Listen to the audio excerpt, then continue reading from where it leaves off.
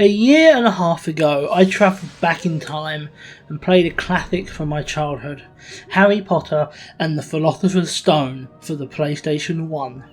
I found it a real blast of nostalgia, and although there were some questionable game design decisions, I still found it a really enjoyable game and I loved playing it again. After having this video recommended to me, I decided to dust off my retro gaming credentials and give Chamber of Secrets a go to see if I still feel the same way about this one as I did back then. Instant nostalgia hit me like a ton of bricks when we started this game and saw us flying in with the Ford Anglia, seeing the burrow and then learning how to cast Flipendo. This whole area is just a tutorial area, but that's fine, that's what you expect. It teaches us about Bertie Bott's every flavour beans, how to cast spells and hit targets, and more stuff we'll be able to do later. Next, it takes us to a barn. It wants us to hit gnomes, which helps to teach us more about the game controls.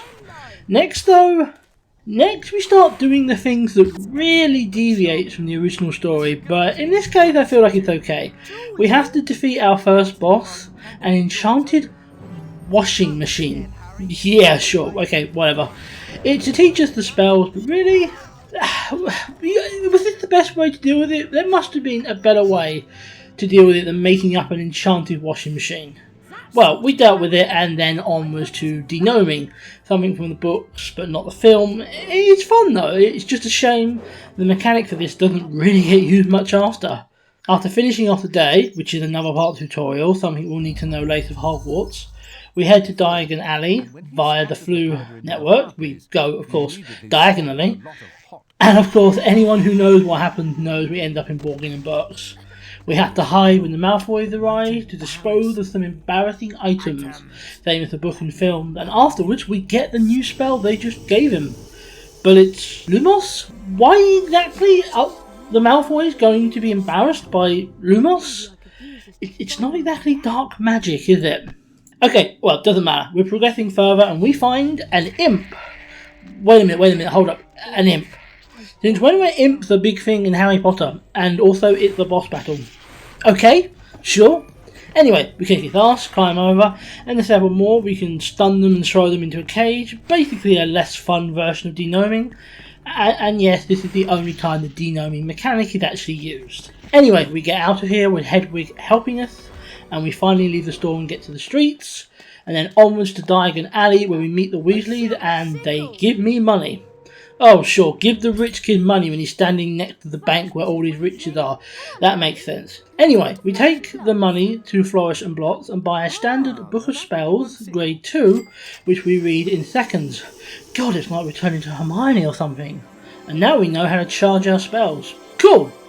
Anyway, now we're on to helping Ginny find all her stuff, which she's dropped on the way, and we start with the leaky cauldron. Our desperate attempt to get more money leads to us falling into the basement, which wasn't fun, but the good news is the basement wasn't too difficult for us to deal with, and boom, we've got Ginny's spellotape. Next we go to Mr. Molepepper's apothecary, wow I said that right, which is just to get a potion vial and then onwards to help Ginny some more. The Magical Menagerie is next, and this teaches us another part of the game, creeping around when someone is patrolling. It tries to teach us to be sneaky and not be seen, but all it teaches me is that legging it is a legitimate strategy, and boom, with that we get Ginny's brass scales. Gamble and Japes is next, and we stock up on some stink bombs, which, fun fact, I never use, and then head into the back and find the Inkpot and Quill. Now we're back to Flourish and Blots to meet Gilderoy Lockhart, and he's... well, he's about as unappealing a human being as he is in the film and books, so I guess that's points to the game. And we missed the Hogwarts Express, thanks to Lockhart. Where exactly is Dobby? So we take the Ford Anglia and get whacked down by the Whomping Willow, and this is where things massively depart from what I expected. First we have to escape the Willow, which is fair enough, but then we get a mini boss battle with an imp. Okay? And then we get a mini boss battle with ghost doggos that we kill with light. That's, right. This is starting to feel a little un-Harry Pottery, if I'm being honest, but we keep progressing to the main boss battle with the Whomping Willow, which at least is an enemy that actually exists in the book and movie. Well, we beat him easy enough and onwards to Hogwarts.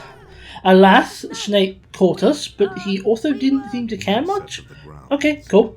We head into Hogwarts and up the grand staircase, which, let's be honest, is always cool, and from there to the Gryffindor common room. After we're past the painting, we're told to go and visit Fred and George, who are behind a painting being guarded by Percy.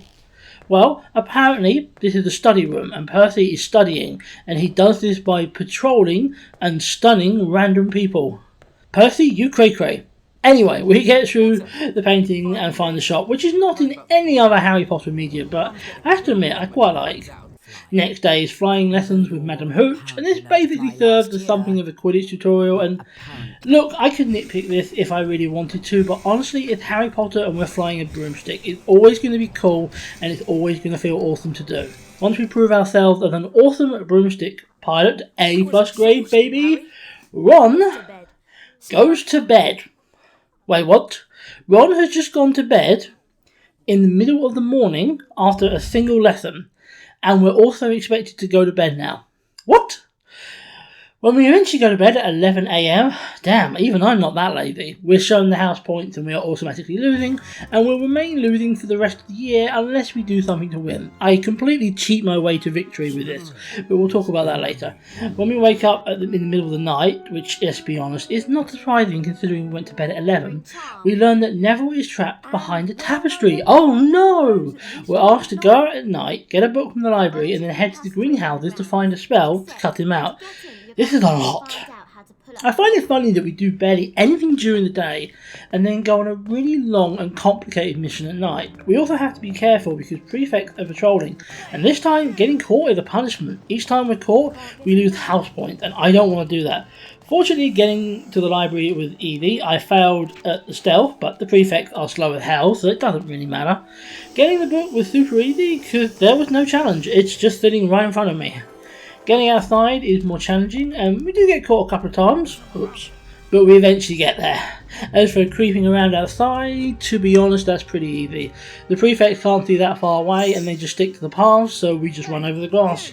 Of course, we get attacked by ghosts and ghost doggos, but they're easily defeated. We get to the greenhouse with no real complaints, and getting to the spell just involves stunning plants, and now we have Diffindo. We head up, and no! Nearly Headless Nick has been petrified, and the Chamber of Secrets is open! Except, this didn't happen in the middle of the night, and it was Mrs. Norris who... No, just go with it, Chris. We're taken to Dumbledore's office, and he wants to know if we know anything, and of course we don't. And then we hear voices, ooh. Anyway, back to the common room, and time to free Neville, and then off to bed. Next day, the class with Professor Lockhart. Oh joy! And it's dueling class, and... Wait, what is this? We have to go through this whole area with magical balls attacking us, puzzles to solve, and then we finally learn Expelliarmus, which deflects magic now apparently. No, this is all wrong. Oh, and we also had to fight a demon statue to get out. Sure. I preferred the demon statue to Draco Malfoy, he was hard, but we eventually kicked his butt, and now everyone thinks we're the heir of Slytherin. Whoops. Afterwards, we head to the Quidditch pitch for a bit of training, really just getting ready for the next match and for winning the cup. And yeah, it's like normal flying. I can't be critical here. I mean, it's Quidditch. It makes all of our inner Harry Potter nerds scream in excitement. Anyway, with all that done, we once again go to bed in the middle of the day and wake up at night. Hermione wants help getting Hogwarts A History, a normal book, which is now in the restricted section. Well, at least this is somewhat close to the sort of thing that might have happened. Getting to and through the restricted section is quite a challenge, being attacked by books, then having to shimmy and climb, and then some real parkouring through a game that doesn't have the mechanics to justify a parkour section. The good news is we got the book, and we also get a new spell called Scourge, which helps to get rid of green slime. That sounds sort of right, so we'll take it. On the way out, we have to fight both Crabbe and Goyle via wizard duels, and okay, these are hard. If you don't get the timing perfect, you're screwed, and so I was screwed a lot, and not in a fun way. Anyway, after defeating them, Malfoy was too much of a pussy to fight us again, we head out, back to the common room and learn all about what the Chamber of Secrets is supposed to be, and then back to bed. You know, these kids must be going to bed at 11 AM so they can be up all night. Yeah, that must totally be it. Anyway, we have more classes now, so let's head to Transfiguration. The spell we're learning here is Aberfall, and it's basically the same as before. We have an area full of enemies, parkour and puzzles to get the spell. These are fun, but not exactly what was in the books or films, but sure, still fun, so we'll take it. We get the spell and we find it to be interesting, although quite limited. Transforming a rock, though they can fly over the switches and then transform back. The limitations of the spell are proven when we fight yet another gargoyle boss and we don't even use the spell. Next up we have our first Quidditch match against Hufflepuff. I'm sure it was Slytherin originally, but hey, minor detail, and Quidditch is always fun. Naturally, with EvolvedPixel heading the team, we win, with me catching the golden snitch and us taking the win all the way back into bed. We have to sleep though, because we have to get up in the middle of the night and creep into the girls' bathroom. Okay, the creepy vibes here are 100% because it's never actually established that this is an abandoned bathroom.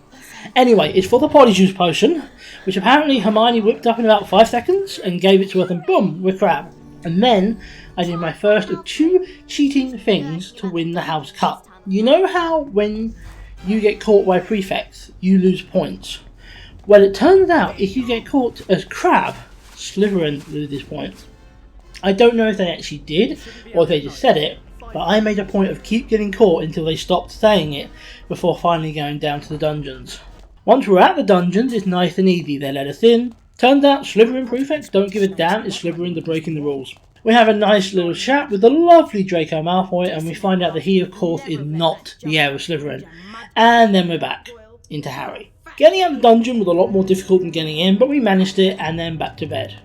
Next day we're going after the Incendio spellbook, and once again it's another area of puzzles, parkour and enemies and bosses, although this time a lot more fire themed. We beat them, get the Incendio spellbook, then head out, and Professor Flitwick was so impressed that he gave us 30 points. And this is where I cheated. Do you remember how I mentioned I cheated to win the house cup? Well, I saved and quit after getting those points, and when I loaded in, he gave them to me again. So I saved, reloaded, and he gave them to me again, but each time it saves the previous one. So I might have reloaded several times to guarantee I'll win the house cup. Look, I didn't need to win the house cup to finish this video, but I wanted to, okay? Plus, if you want to win too, now you know how. After we spent some time glitch exploiting, as we do, it's time for our second Quidditch match, and once again it was nice and easy. I'm not exactly what you would call a pro Quidditch player, but I'm good enough that we got the win, and Ron is apparently so exhausted by just watching that he's off to bed. But I played and I'm fine. Ron, dude, weak. That evening, Ron's awake. Yeah, big surprise he goes to bed in the middle of the fucking day. And he found Tom Riddle's diary, and we meet Tom Riddle, and we're shown the arrest of Hagrid. Okay, I have to admit, this is pretty well done. Anyway, once we're done, we're heading down to see Hagrid, just to find him being arrested and Dumbledore removed from the school. Oh dear, but we're told to follow the spiders, so into the Forbidden Forest we go. Unsurprisingly, it's full of spiders. Following the spiders seems quite hard when they're literally surrounding me. We find Aragog, who tells us of Hagrid's innocence and to check the bathroom. And then we're attacked, and we must try and escape him, but instead we drop him into a hole, which we then fall into like a real bloody plonker. Oh well, I guess we've got to fight the spider that said he wasn't going to hurt us. You know, for something that wasn't going to hurt me, it killed me a few times. Eventually we get him, but of course we don't actually kill him, just push him back enough that Ron can swoop in with the Ford Anglia and rescue us. Is he no longer afraid of spiders? Oh well, back to the castle and off to bed. Next day, Quidditch match against Slytherin. Hermione has to run to the library, typical, saying she's got it. Will we be able to beat Slytherin? You're damn right we will. And best of all, the suspended Professor Dumbledore returns to present us with a cup. Isn't that convenient? I'm not sure if the victory is scripted or not, but hey, we got it. After waking up in the middle of the night again, shock, horror! We learn that Hermione's been petrified. And what's worse, Ginny is missing. But don't worry, we've worked out exactly what's in the Chamber of Secrets and where it is, so off we go alone. We have a chat with Myrtle, who lets us know it comes from the sink. We open it, and then we head down there, alone. With no Ron, and no Lockhart. This doesn't seem smart. So I've been critical of the game when it deserved it, and for good reason, but I have to say the chamber has been brilliantly designed. Seriously, this looks so cool. Tom explained everything, not well, admittedly, and the basilisk comes out. Fawkes blinds him, as he does, and he drops Gryffindor's sword, which looks more like a dagger, if I'm being honest. And now this, I have to complain about this, because the sword isn't a sword, it's a wand that shoots lightning, and we have to hit the basilisk under the chin multiple times. I mean, the battle is cool and everything, but Gryffindor's sword is meant to be a sword, not a wand with a single spell. That's... no. Anyway, the basilisk is hard, but after a few attempts we get him, save Ginny, and get the hell out of there. And everything is just fine. We see Hermione and have a rather lacking reunion, and then win the House Cup. Thank you, glitches. Finally, everything you explained to us about what happens and how it happened, and then it just ends. Just boom, and back to the start menu. Not even any credits. That was a real lackluster ending to the game. So, we've now played the whole game. What are my thoughts on it? This is difficult for me. On the one hand, it's an enjoyable game. It's a real mix of different things, and there's not really an unenjoyable section. The bosses present a decent challenge, but without overwhelming you. And there's a good variety to the game. However, it also has major flaws. Some plot points have been massively changed. Dobby is just completely absent, and Lockhart is barely in it at all. Learning the spells is just weird and wrong, and that basilisk battle, what the hell? I mean, we electrocuted the basilisk's chin to death with a sword that looked like a dagger that acted like a wand. Does this feel weird to anybody else, or is it just me? Plus that I can make some very obvious criticisms like the terrible voice acting and the lackluster graphics. There were far better examples of those on the PS2 released around the same time, so there really were no excuses. So with all these complaints, I must really hate the game, huh? No. Honestly, it has flaws. It's definitely flawed, but it's a flawed gem. What it gets right, it really gets right. Quidditch is fun, the wizard duels are fun, if challenging, and the variety of spells is cool. I love the collectibles and some of the extra bits they've added, like the Weasley shop, which is really awesome, and also kind of makes sense because they did that when they left school. So I leave this game pleased that I played it. It's a fun game, but honestly it's a fun game for Harry Potter fans. If you love the books and the films, you'll be able to appreciate the good bits and ignore the cringe and the fails. And that was Harry Potter and the Chamber of Secrets. Let me know what you think of the video, the game, and everything else down in those oh so important comments below. Thank you so very much for watching. My name as always has been EvolvedPixel, and I will hopefully see you all very, very soon. If Harry Potter goes back to Hogwarts, he will be in mortal danger.